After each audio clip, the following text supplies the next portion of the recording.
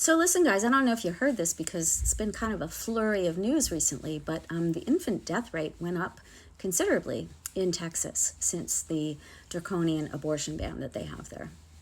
Yeah, more infants died.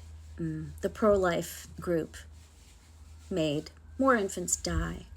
And unfortunately, those infants died horrible deaths. They did.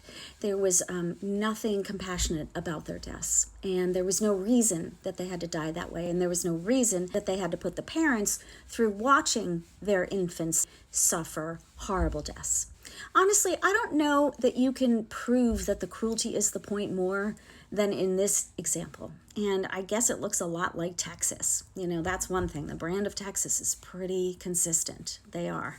They're pretty cruel. They're pretty short-sighted. They just kind of come off looking like narcissistic assholes most of the time. That's how I feel. Sorry if you're good people in Texas. I know there are some, but the other ones have the bullhorn all the time, don't they? But I want you to just think about what this means, okay? You know, for me, pregnancy was really hard, really freaking hard. With both pregnancies. My first pregnancy was with a singleton, and my second one, surprise, was with twins. And I am only 5 feet tall, and that is not easy to do in a small body. And I started having contractions very early. I had to be on bed rest while I had a 4-year-old. That was not easy. But you know what? I was lucky. I was lucky because aside from me having early contractions and aside from me being sick all the time, my babies came out relatively healthy. My twins had to be in the NICU for a couple weeks, but they were okay.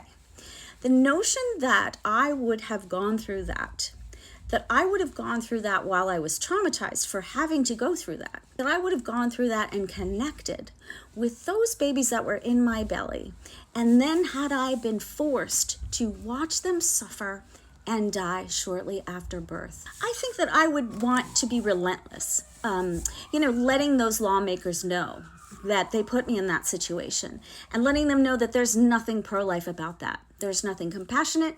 There is nothing that Jesus wanted you to do to let your baby come out and suffer and die. That is ridiculous. That is ridiculous. And all of this bullshit has been built on the thinnest excuses. I mean, religious extremism, fuck off. I'm sorry. For fuck's sake. You know damn well we don't all believe that bullshit. Believe it. Go for it. Go believe it over there. Okay? You want to force women to have babies? Make the ones who believe the shit that you believe do that. You don't get to say that for everybody. You don't. And especially when we have the proof that you wanting that is going to add up to more babies dying. Yeah. Welcome to America. I just suggest all you people in Texas who are living among these Cro-Magnon around you who want babies to suffer like this, I don't know, clap back, you know, expose how craven and depraved this is. Because those people should be shamed all day long for this stuff. They should. And they've done such a good job just shooting out shame at LGBTQ plus people, you know, all the marginalized communities, all the minorities. They are just ready to shame those people, shame them into oblivion. And meanwhile, they are causing suffering and they are causing catastrophic outcomes for women and obviously for babies. Yeah, that's what I think. Well, Texas lawmakers have the day that you deserve. Yeah.